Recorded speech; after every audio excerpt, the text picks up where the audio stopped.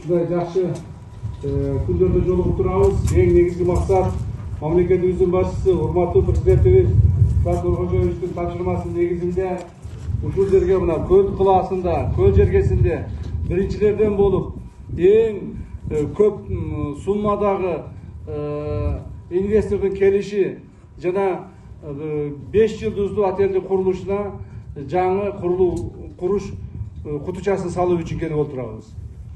Эң көп инвестиция деген себеби көлдүн кылаасында жашап жатабыз, баарыбыз көрүп билип атабыз. Бардык эле пансионаттарыбыз, курулган үйлөрүбүз мындай чакан гана маселе менен чечилип келген. Ал эми бул курула турган отель, бул курула турган туристтик жайыбыз 160 миллион долларлык чоң инвестиция болуп атат.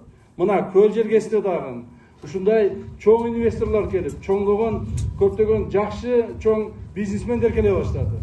Мына жакшы билесиздер, өзүңүздөр мамлекетибизде себеби эмне үчүн ушундай болуп атат? Себеби мамлекетибизде бүгүнкү күндө тартип орноду.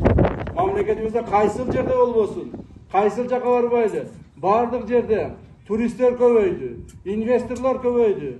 Кыргыз мамлекетинин тынчтыгына, стабилдүүлүгүнө, эркин экономикалык өнүгүүсүнө бардык адамдардын көзү жетти. Ошондуктан моундай чоң инвесторлор келе баштады. Ушунун эң башкы маселеси, урматтуу эл журт, бул урматтуу президентибиз өзүңүздөр жакшы билгендей 4 жыл алдын мына ушул маселени алдыбызга койду эле. Мына азыр ошол маселе чечиле баштады. Мамлекетибизде бүгүнкү күндө саясий стабилдүүлүк келди, экономикалык стабилдүүлүк келди.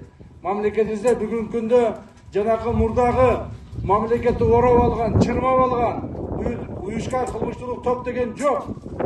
Мамлекетибизди ороп чырмап алган коррупциялык торлору менен ороп алган чиновниктер азайды. Так, мамлекетке кызматка келип, мамлекеттик кызмат аркылуу байып, өзүнүн гана чөттөгүн ойлогон чиновниктер жок болду. Бүгүнкү күндө мамлекеттик кызматка келем деген адамдын баары элге кызмат кылыш керек. Мына ушул негизги маселе ушул коюлган тапшырманы аткаруу болуп жатат. Ушул коюлган тапшырмалар аткарылган негизинде дагы бир жолу кайталап айтайын, ушундай чоң инвесторлор келе баштады. Бул бир эле көлгө келип аткан жок. Көлдү мына суусуна кызыгып, көлдүн жээгине салайлы деп. Мамлекетибиздин бардык жагына келип атат. Эртеге туруп бүрсүгүн мына Жалал Абадта чоң аэропорт курулганга бара жатабыз. Эртең мына президентибиз өзү барып ошол курулуш кутучасын сала турган болуп атат.